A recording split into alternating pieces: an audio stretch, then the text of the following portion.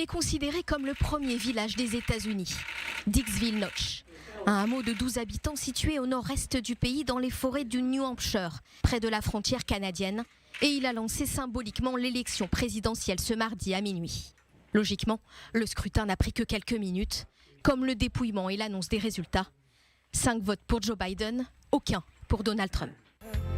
Le locataire de la Maison-Blanche qui brigue un second mandat a tenu son dernier rassemblement dans le Michigan après une journée marathon. Le Michigan, État pivot mais aussi épicentre des manifestations antiracistes l'été dernier.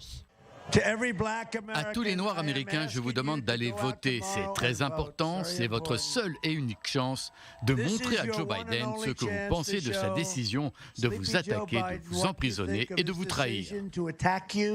Quelques heures plus tôt, Joe Biden achevait sa campagne électorale dans un autre État pivot d'une importance cruciale pour les deux partis, la Pennsylvanie.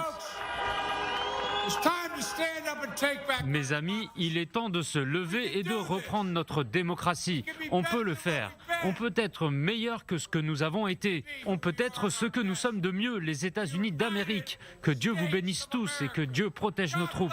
Merci, merci, merci.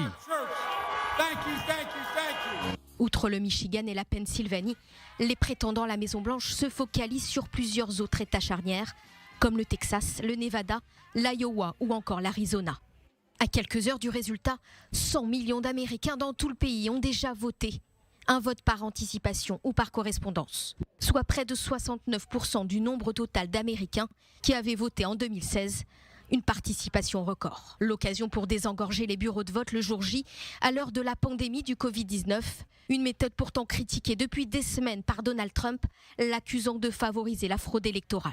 En attendant les résultats, l'ambiance est tendue aux États-Unis. Le pays craint des émeutes et violentes manifestations, quelle que soit l'issue du scrutin. Même la Maison-Blanche aurait prévu de se barricader.